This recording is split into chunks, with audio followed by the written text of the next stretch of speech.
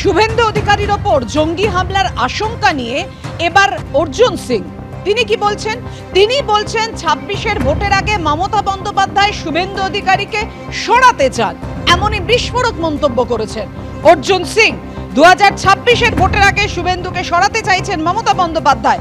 শুভেন্দু অধিকারীর কনভয়ে আইডি হামলা হতে পারে, রাসায়নিক স্প্রে করে হত্যা করা হতে পারে, ভুয়ো পোর্টালের সাংবাদিক সেজেও হামলা চালাতে পারে জঙ্গিরা।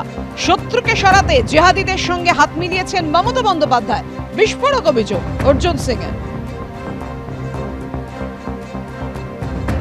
আমি ওই রাজনীতি করার জন্য কোনো কথা বলি না।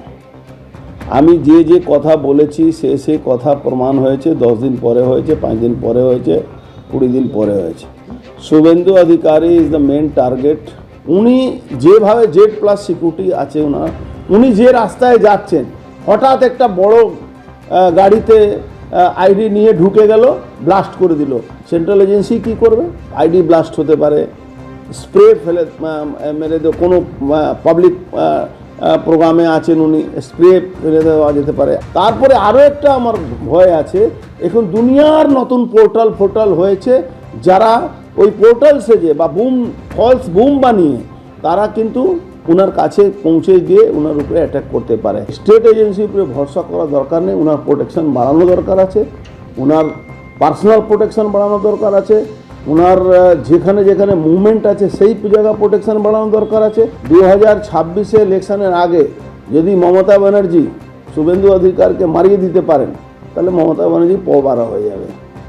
আর মমতা ব্যানার্জি নিজের শত্রুকে নাশ করার জন্যে সমস্ত রকম জিহাদি সংগঠন থেকে উনি হাত মিলিয়ে নিয়েছেন, এটা প্রমাণ আছে। এর আগেও শুভেন্দু অধিকারীর ওপর হামলা হতে পারে বলে আশঙ্কা প্রকাশ করেছিলেন অর্জুন সিং।